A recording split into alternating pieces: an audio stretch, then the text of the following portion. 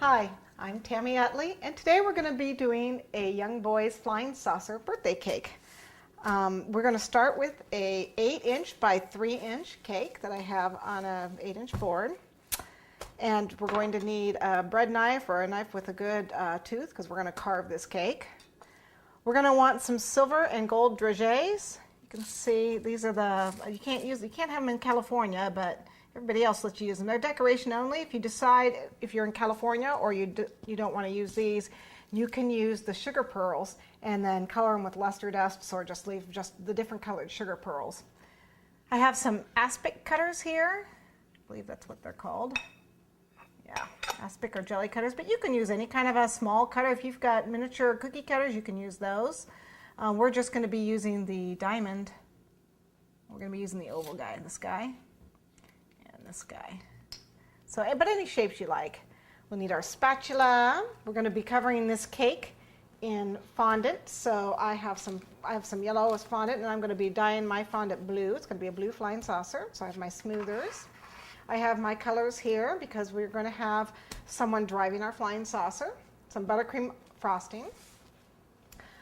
This is one of the plastic Christmas ornaments that you put together like this. Any kind of a mold like this will work, so it doesn't have to be one of these, but the plastic ones work great and they're easy to find at your craft stores. I have some Lifesavers.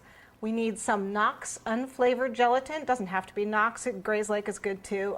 You want a good quality though. Unflavored gelatin is very important. And then I have my rolling pin. We're going to need a candy thermometer of some sort. This is a really, really old one that I happen to have, but any candy thermometer is fine. A nice heavy sauce pot. And we're going to be making special sugar rocks to go for the landscape for our flying saucer. So we're going to need some powdered sugar, a lemon, an egg, and some granulated sugar.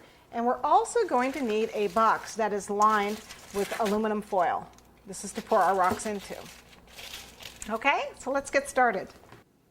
So we're going to start by dyeing our fondant blue, and I really want it blue. This is royal blue, and there's a couple ways that you can make it so that you don't have blue hands. I coat my hands with some shortening. You can knead this inside a Ziploc bag. You can actually put it in here and knead it in there. But if I coat my hands with the shortening, you can use gloves too. You should keep your hands fairly blue-free, and then just knead it in. Probably gonna need a little bit more. This is kind of a sky blue. I want it dark. So we're just going to knead this for all. I could have purchased blue fondant, but I already had the blue. I already had white.